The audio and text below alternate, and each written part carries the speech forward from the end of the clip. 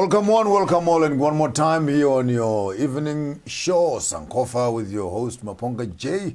We're excited. What a season in this August month where we are celebrating our women, the official doors through which we all come into this existence. There's nothing more important than for a nation to look back where it is coming from and establish its roots. And we establish the essence of life, roles which male and female play in terms of growing up and maintaining, developing and sustaining communities. And when you look into the 21st century, the new breed of women that we see, I think is totally different from the old women that we used to have. What are the differences? And what are the changes? Are these positive or negative changes? How and what is the quality of information we must be giving to our modern women to reflect backwards and be able to respond to the present issues? And with me tonight, I'm excited to be introducing to you Gogo Ngara, Rutendo Ngara. And on my right is, she's not new here, she was on standby yesterday, covering my empty slots there, Gogo. Dr. Mvoko Majola. And we're going to be they will be taking me through rather. So you guys are going to be educating me today. And even if I pray in tongues, I'll never be a woman, you know. And even if you pray on your side also, you'll never be a man. So there's a moment for us, I think, both as male and female, to be having this conversation. And we talk and we share some information and educational information. And maybe let's start with a brief introduction. You are known to us. Can you tell us, Gogo Ngara, who are you? Who is Gogo Ngara? Where is she coming from? And basically, how does she end up here with us today? Well, thank you very much for the invitation and to be on this particular platform.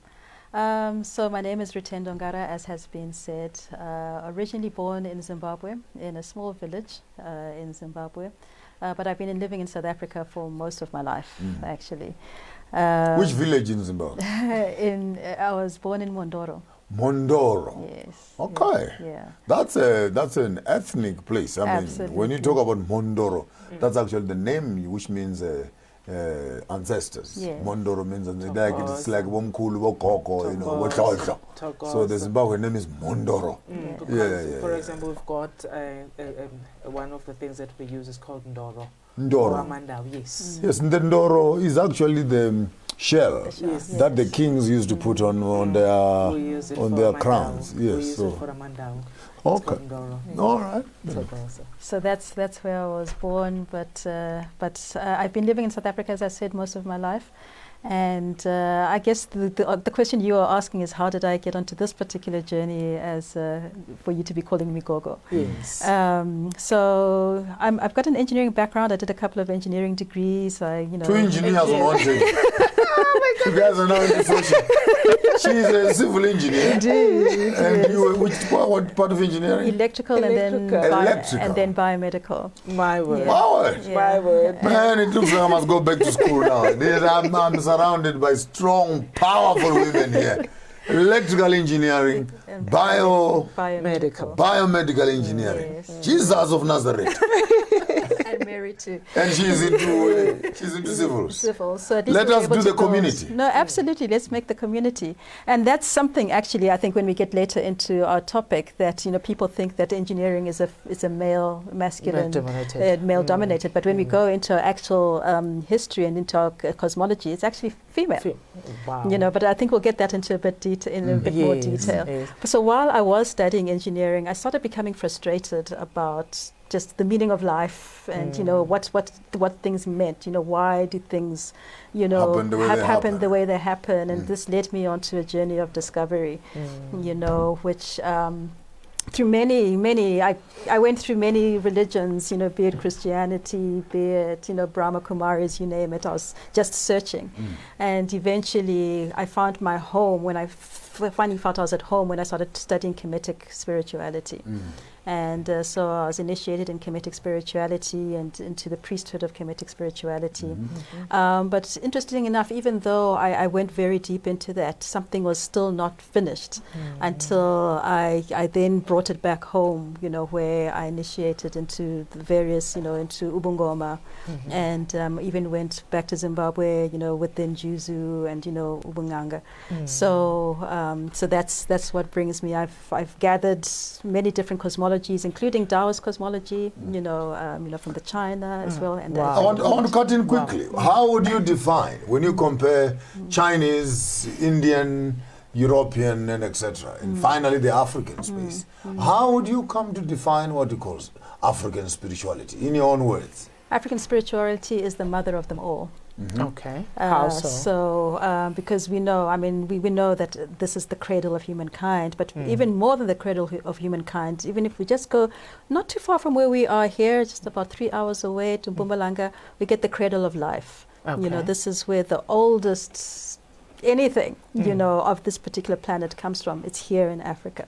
So, and we know that whether we look at Christianity, whether we look at even, for example, I do, Kung Fu, and being in China. You do Kung Fu? Yes.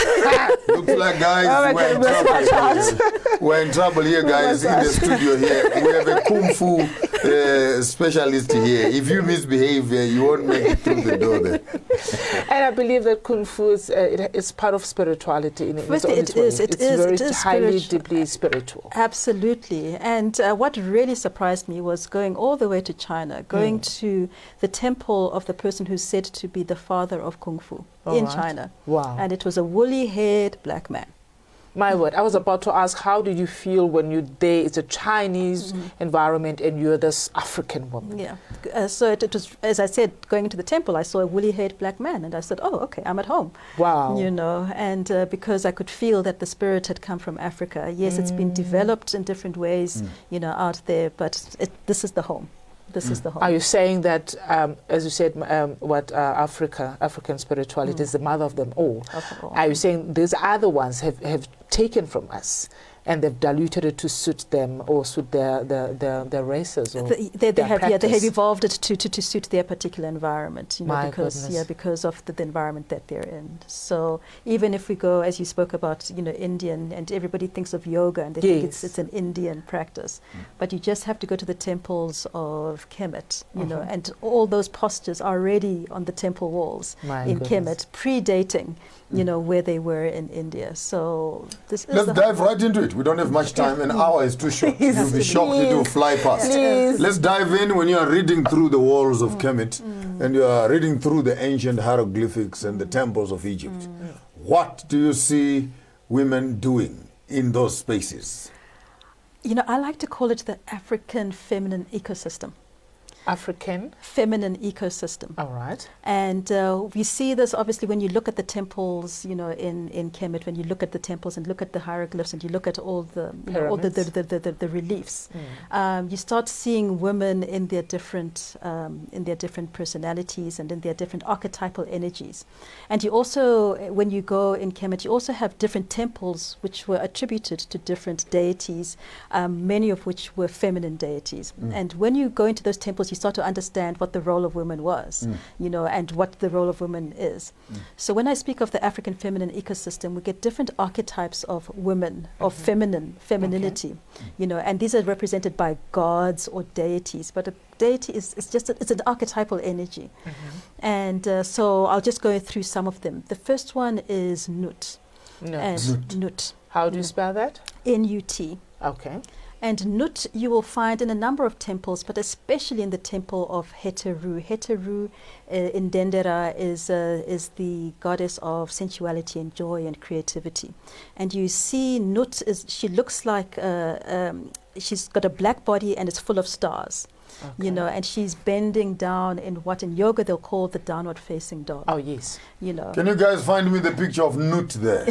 Nut, the Egyptian god. The goddess. Goddess. Yes. And let me see if we can actually relate to what we are saying here. We are learning, guys. We are rolling with it. Let's go with it. Let's go. So Nut is the primordial. She's the source of everything, because as I say, she's full of stars. She's the blackness that's full of stars. So she's the one through whom all creation emanates. How many stars? I'm not sure, I haven't counted, but it's just many, stars. Like her whole body. You see it from her feet all the way to her hands. The whole body is just filled with stars, and you see this in the temple walls. Literally, along the whole temple, you have Nut. And so she demonstrates how the feminine is the one who's responsible for birth and creation, you know, and this is what, you know, that particular Nut, you know, represents for us. She's the primordial. She's the source of all the stars, and the sun is a star, so she's the source of all masculinity, because you know the stars are hidden, you know, within her, and it's from her that the light comes. Okay. So that's just one aspect of the.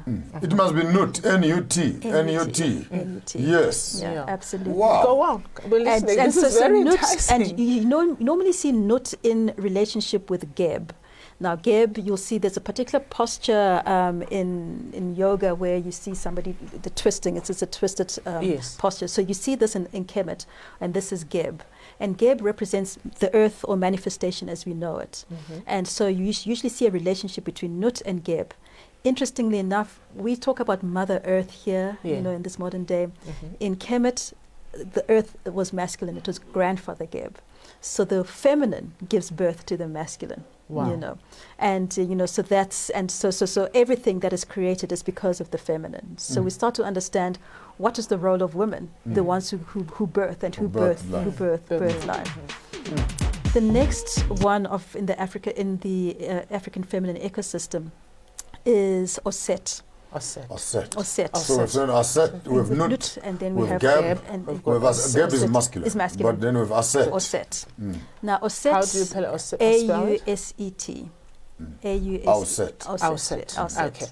Now the Greeks have called her Isis. We don't follow what the Greeks said, because when our ancestors in Kemet named something, they hid a mantra. They hid the power in what they said. So in Osset, there's a mantra called O, you know, and that mantra is the mantra of life. Okay. Now, by the time you've diluted it to Isis, it means nothing. It doesn't mean it's I would like you to later to talk about what is mantra. Okay. You know, in simple terms. Okay. Awesome. So Osset is the mother. She's the nurturer. She's the one who is married to what is the godhead, which is Oser, you know, and she is the mother who gives birth to the king. And as I think you know, she's the one who not only gives birth to the king, but who teaches the king, who coaches the king. She's a great magician, you know, because it is said in the story that she and Oser were the king and the queen of Kemet, you know, and they were benevolent. Everybody loved them. And then, but Oser had a brother, Set, who was jealous. And, you know, he is like, but why is my brother on the throne and not me? As we know, jealousy is an energy that we have. So he kills his brother and ascends to the throne. Everything descends into chaos. Osset, being the magician that she was, and the love and the nurturing she has for her husband, finds him, brings him back to life, because that's who Osset is, restores him to the throne, and order is restored. But Set is not to be outdone. So this time he kills his brother, chops him up into 14 pieces, and casts the pieces to the far ends of the earth. And so Osset, and he ascends to the throne, chaos, carnage, and mayhem erupts, as we know in the world today. And so then Osset takes her sister, Nebhet, and together they go. Nebhet has the gift of seeing. She's a seer. She's a seer. Okay. So she identifies all the pieces. She identifies the pieces. So they find 13 of the pieces. 13. There's one that they don't find. It's the phallus. The penis has been eaten by a fish. But so they find the 13 pieces. They bring Oser back together. But there's this problem. There's one piece missing. But because Osset is a magician, she manages to fashion a phallus. You know what I like about all this is in the story that you're sharing with us, the powerful woman. Absolutely. The woman does this. She takes off the king. She now brings birth of this. I mean, she's a seer. When you look at that, in the Zulu culture, and I like that part, because we don't call our women, umfazi is more like rude. A function. Inkosi, Kazi, meaning actually Inkosi comes out of Kazi.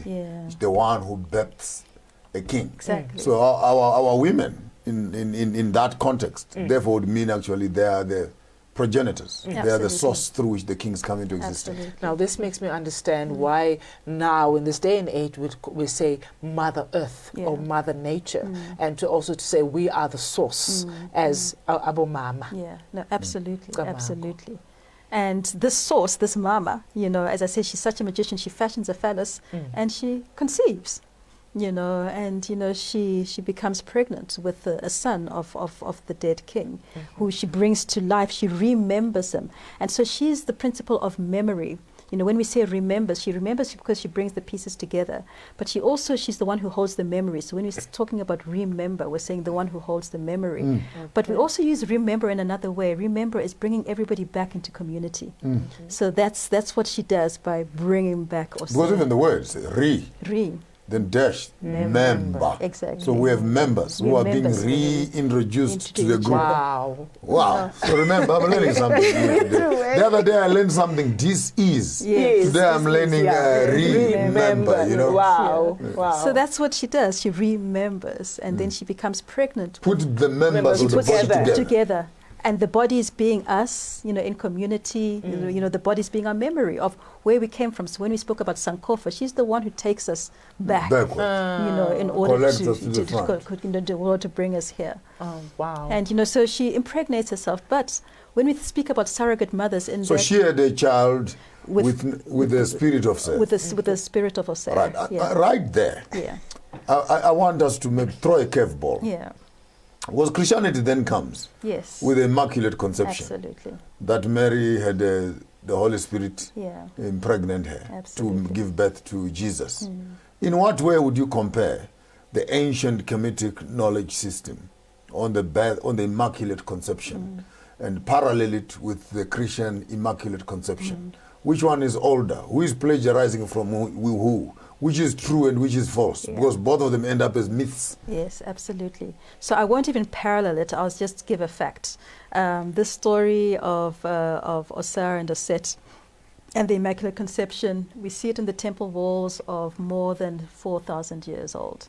So I think I don't need to say who plagiarized who, you know. And when we even see the depiction of Oset when she has Oset, you know, we often see Mother Mary, you know, and she's holding the baby, you know, with the halo. And with that small little with the halo, the sun that is on the head there. And they put on the saints also. Exactly. What does that mean? What does it represent? That small little sun they put on. The sun. I think that's what they used to show holiness, you know, to show, you know, the purity, you know, the purity. Hold it right there. We'll be back after the break, guys. It looks like it's going to get hot in here. We have just been remembered.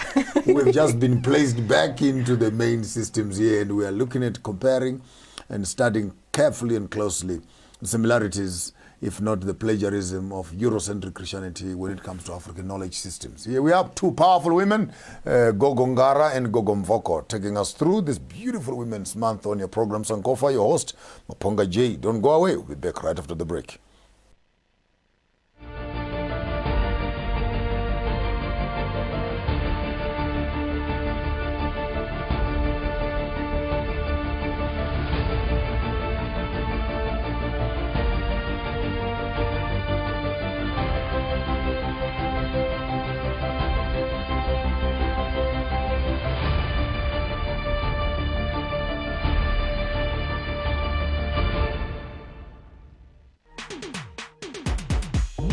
Feel the heat.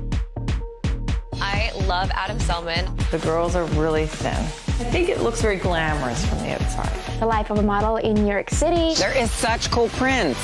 So many. You know, I'm buying this. Look at me and all the selfie sort of thing. Honestly, I didn't really know that was our job. It just didn't occur to me. Congratulations. Feel the excitement. Feel the heat with Starsat. Feel the heat. Just watch this. Let the pictures tell you everything. It's all the way through! Oh, what about that? That was really special. Those are the moments that supporters will remember. Feel the excitement. That was delightful. Feel the heat with Starsat.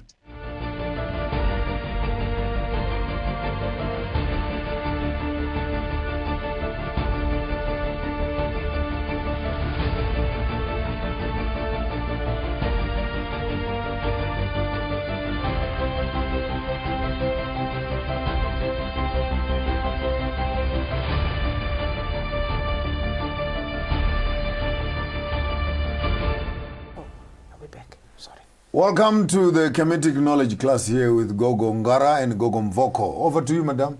You had a question you were asking before just before we came back on the break here. Kamako, before I ask the question, I just want to mention something very interesting. I love the combination of us with the background career-wise, engineers, and then the fact that we have followed the calling. Now, that for me, I think it's a way for the future also to bring enlightenment to the world and to the society that you can be educated and still follow your calling. And at the same time, it doesn't mean that all the sangomas and the traditional healers or indigenous healers are not educated. I'm grateful for that. Anyway, now, in your story that you mentioned about Kemet, I just quickly remembered something where it was said in the Bible that Abel killed Cain. Yeah. You mentioned something about the killing of two brothers. Is that somehow linked? That is a biblical story. And now this one is the Kemet story. So which one is, as a follow-up of what Maponga's question was, which one is old, which one is new, and how do they relate? Yeah. No, I think once again, I'd invite everybody to, when lockdown comes and Corona is gone, let's go to Egypt, and look on the temple walls. And I mean, as I say, at least 3,000 years predating when the stories of the Bible came out, these reliefs already on the temple walls, in Kemet. So I think we can start to see that many principles have been drawn. Even if we look at, for instance, the 10 Commandments, and then we go into the laws of Ma'at, you can literally pick out the 10 Commandments from the laws of Ma'at. From the 42 laws of Ma'at. So you can see how there's a lot that has been borrowed. Maybe I can be even harsh and say plagiarized. From our ancient African spirituality. And I know many people think, but why Kemet? It's far away. It's somewhere there in the north. It's there, with Arabs. But our great Sanusi, Ubaba Vusamazulu Mutwa, always used to remind us. He used to talk about those that come from the south. Okay. And he called them Bonabakulu Abasekemu, those who were from here that actually came from Kemet. So the knowledge that is in Kemet came from here. And it moved up from the south, up what they call the Nile Meridian, the Zeb Tepi, the first meridian of first time, which is about 31 degrees longitude, to the east. Did you hear that? 31, that's an engineer speaking. 31.14. Yes. When I said with Babu Credo, whom I visited in his home just a year or two before he passed on, he mentioned the 31 degrees. Yes. And he picked up this map which was showing me from the Eskimos up in the cold Icelands to the Sudanese and then to the Zulu tribes. Yeah.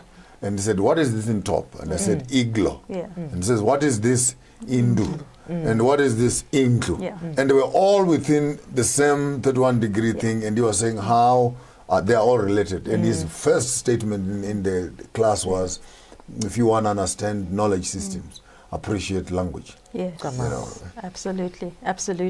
And I mean, and then you even look at the shapes as well. Yes. And all the horns of cows in front of their doors, the smaller doors, shorter doors. Exactly. We call them pants. So one is made of ice because that's what's in the environment, and the other one is made of grass, but it's the same. Yes. It's the same thing. And if you go into the cultures, you find many of them are very similar. So we are one in this African continent. I want to pick up something very nice. I hear you calling the first one, you said Nut, yeah? Nut. I want us maybe to just delve into this Bantu and who is Ntu in the greater Kemetic space, where the word Bantu comes from. Yes, no, absolutely. So in Kemet, when we speak about everything, all that is good, bad, and everything, all that didn't exist and has existed and doesn't exist, the ancestors, you name it, it's called Neter. Neter. Yeah. How do you spell that? So so if you spell it, it would be Neter. Okay. But what we know with our Kemetic, they didn't used to put in those vowels, so it would be NTR. Now it's very interesting. You look at that word NTR, and you look at another word NTR, and you see nature. And so Latin got its name natura, and then it rendered itself down into the word nature. So everything that is nature is actually in Neter. and it's the causative force that's responsible for all life and non-life. You know, it's both the hidden and the manifest. It's the no thing and the everything. You know, which is why then, sorry to intervene, which is why and it makes me understand why we are called naturalists. Exactly. As women, we nature. Exactly. And why we have natural and we have natural birth. We've got natural birth. Oh, my word. You know? And so then that Nater, when it manifests, it manifests into a principle called Ntu. You know, and this Ntu is also, it's the causative, it's the force that emanates in everything. You know, it persists and subsists in everything. So everything is Ntu. And nowadays there's this whole thing about Ubuntu, and it's very commercialized. It's watered down, it's bastardized, and then they say, you know, I am because you are, but what does it actually mean? Ubuntu or Ntu is actually highly scientific, because we're engineers, we like things that are scientific, you know. And it's broken down into at least 4 parts. You know, there's Muntu, you know, which is us here, you know, of which the plural is Bantu. So actually all humans in Ntu cosmology are Bantu, you know, because they all fit as the human reasoned being of Ntu.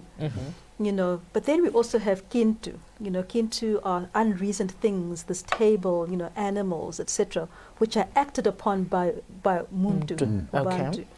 And what is the name? Kintu. Yeah. Kintu or Bintu is the plural.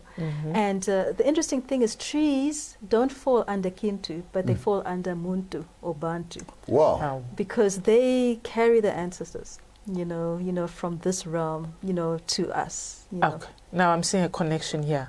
Now going back to the Bible, the Eden and the way it says that we have people we have to rule over everything on the world and be like the key ones, and then you have Abantu who are now taking charge over everything.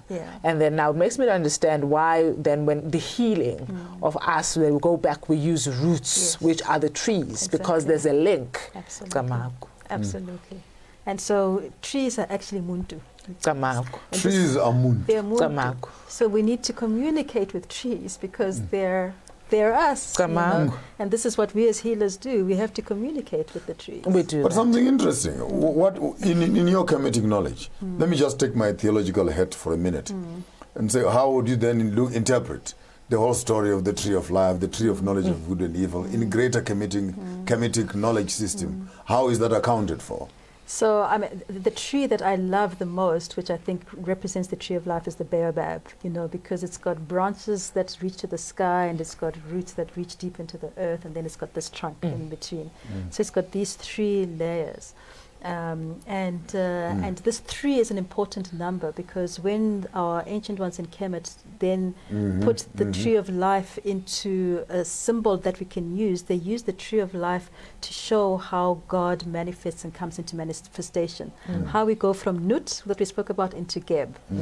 And so it's actually, and this, we've been speaking about how you know, the Christianity borrowed from Kemet, but this is where now Judaism borrowed from, you know, Kemet in the tree of life, which what they call the Kabbalah, you know, which is a sequence of these triangles that has got different deities upon the triangles, and it shows the transduction sequence from the deity, the God that does not exist, and how it renders itself into existence, that becomes what we are now, you know, Geb.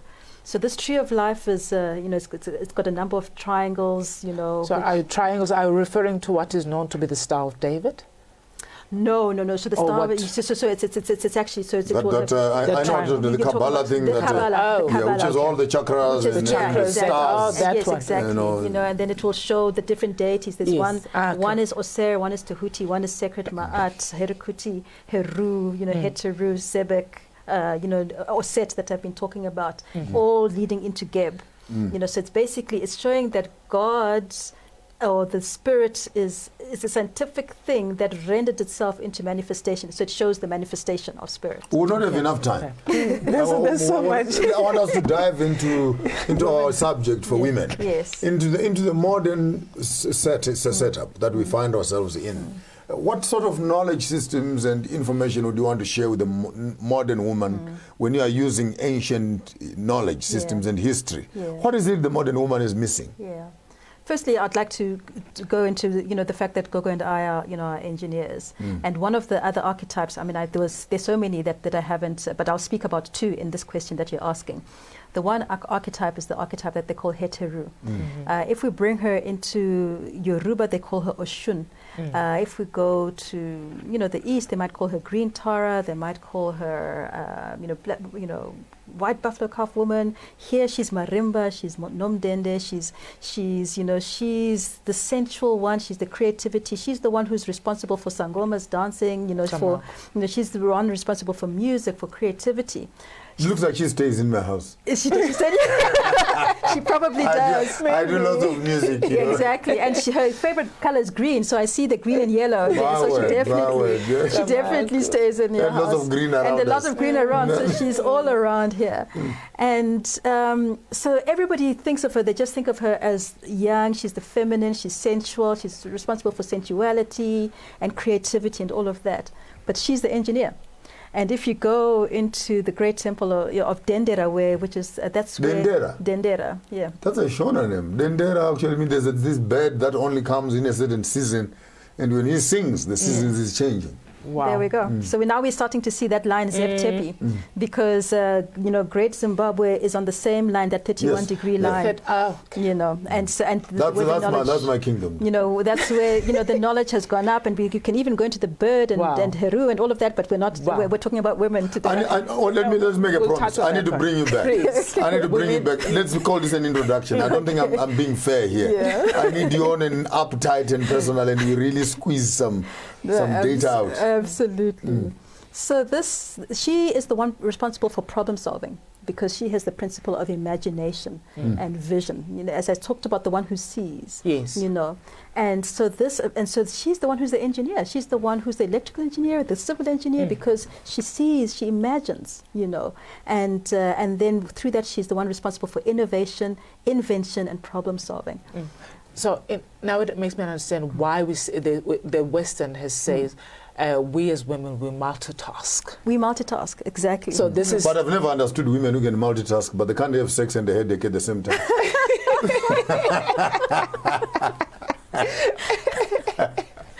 I understand. You were saying something important. Don't mind me. And you see, this is the problem with men. Exactly. They've got a one-track mind. That's it. Our minds are all over trying to gather things. Yes, Gogo. So that's one thing. As I say, I mean, I don't know about you when you were studying engineering. I was one of 6 women and 100 people. 100 people, because we were 30 men, and there's about 30 men and about, say, 11. Okay, so at least it was a bit more, but women don't understand that we are the engineers, so we've lost that ability to think, to realize that we, with our feminine way of thinking, not a masculine way of thinking, and this is where, when we speak about feminism and matriarchy and this, we've gotten it a bit off the hook, because we're trying to. Firstly, when we speak about feminism, we're introducing Western concepts into the role of women, and then we're also introducing patriarchal concepts. So when we speak about a feminist, it's just a man with breasts, really. You're right. Yeah, but not coming from within. From when I spoke about Nut, when I spoke about Oset, and now I'm speaking about Heteru. These are the principles that the feminine attributes. So are you trying to tell me that actually all those so-called male-dominated are more not supposed to be like that? It's female. They're female, using the feminine mind. Feminine mind. What Baba Credo calls the mother mind. Okay. And he talks about how the mother mind, moves like this as opposed to straight, like so a warrior. We've been colonized to believe that these roles are men. That's why I find men of these young women, when they get professional, then it's about boots and the tie and the jacket, the briefcase, trousers, and the 4-breasted jacket, and they storm into the organization trying to say I can do what men are doing. Man, we don't need another woman in the boardroom. We have enough testosterone here. Exactly. If you are coming into the boardroom, you come in as a woman, you know, that kind of thing. Ladies and gentlemen, it's getting heated up in the studio here with my two most beautiful women, Gogo Ngara and Gogo Mvoko, taking me through some paces on the greater space of the African women. And it's getting quite interesting. And women are not going anywhere. Through them we came. They build us and they can multitask and make the world better. You give them a seed, they give you a family. You build them a house, they make it into a home. Don't go away. We'll be back right after the break.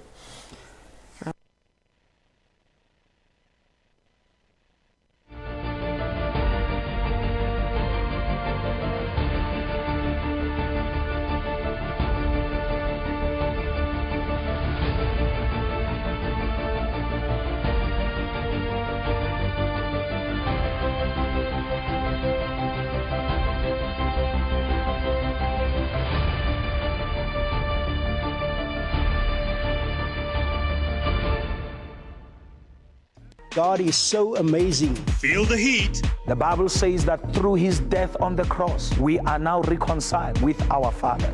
Forgive and you shall be forgiven. So wherever God takes us, we're just excited about it. As a child of God, where you are, you must have an hour of prayer. Feel the excitement. In the name of Jesus, in the name of Jesus. I believe that God is working right now. Feel the heat with Starsat. Hello. Being a legal practitioner in South Africa in these challenging times demands lawyers that will help clients beyond legal issues. The ever-changing demands in commerce and tourism require lawyers who have sound and clear business and commercial knowledge, and that's where MB Chabangu Incorporated comes in. Our business, mining, tourism, health, labor, and economic knowledge encapsulated with law and litigation experience gives us an advantage in the legal sphere. Our experience in assisting businesses, government, and various industries with their needs puts us amongst the many progressive and striving law firms in South Africa. Now, to contact our attorneys for assistance with any of the mentioned fields and others, please call us on 012-341-4187 or send us an email on admin@chabangu.co.za. MB Chabangu Incorporated, where problems meet solutions.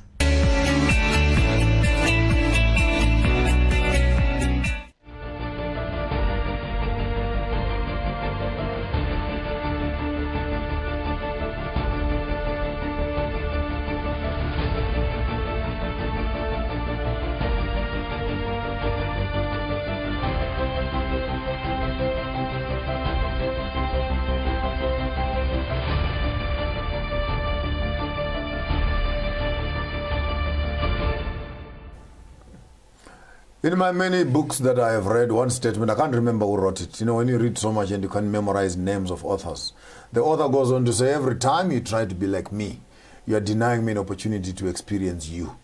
And maybe on the same wavelength, it is true that every time a woman tries to be like a man, she is depriving the man the opportunity to experience the woman. Absolutely. The opposite is true.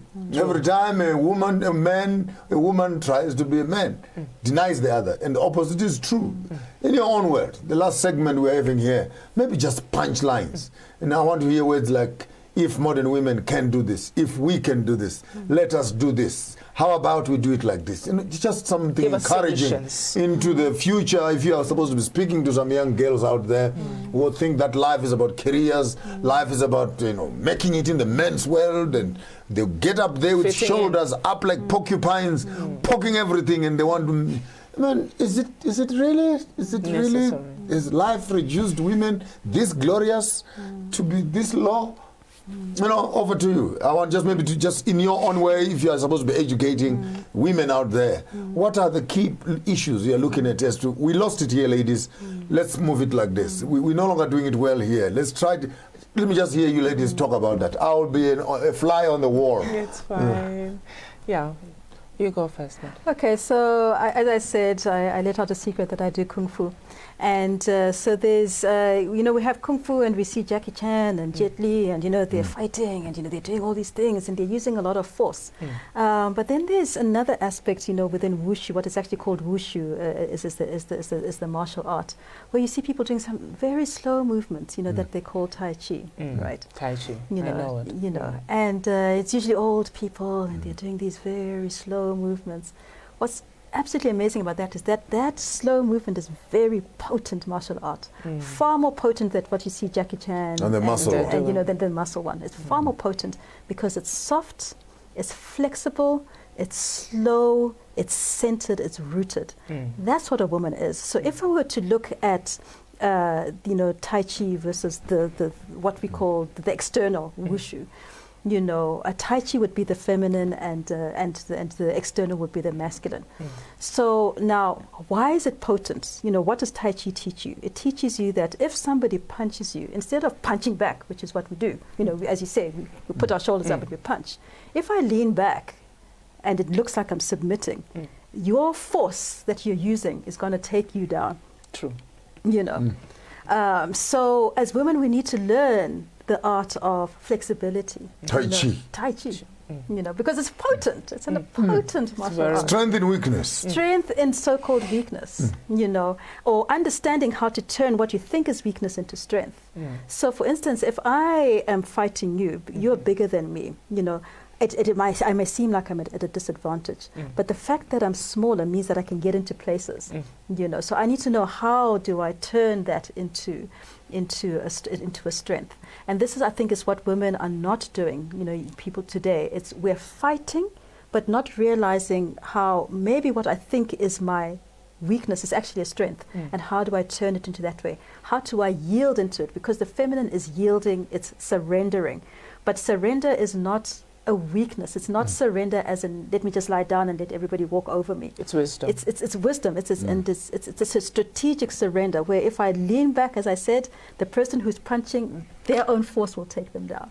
So from what you're saying, I'm gathering a point whereby with how the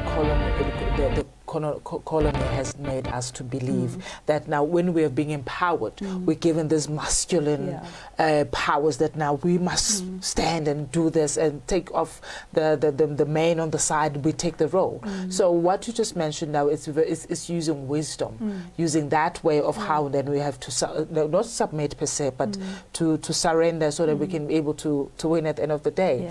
Now I wanted to bring the other side of saying that now from my other side point of view, there's what we call indlu kagogo, in masenza izinto zesintu. Just in that house, that home, or that particular area at home, it's the key one.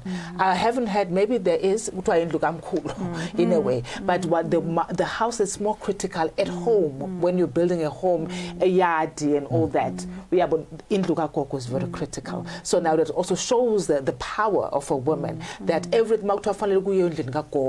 she leads, she breathes, she does everything. And also the aspect of understanding as abo mama, as female, we are city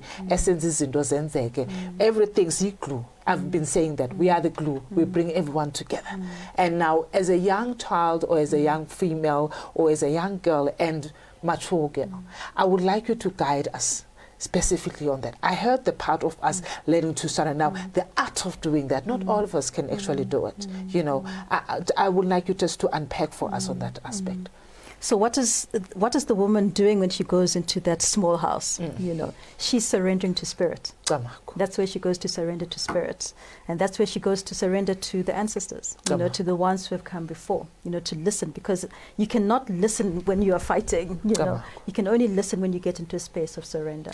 And when she does that, then she's holding the past and bringing it into the present in order to create the future. So she's doing the Sankofa thing, so that's what she's doing in her little house, and what is she doing in there it's the art of ritual, where she is the rituals of perhaps, speaking to those who have come before, who have walked the path before, who know the family line, who know the history, and who can see into the future because they're not burdened by these these bodies that we have now.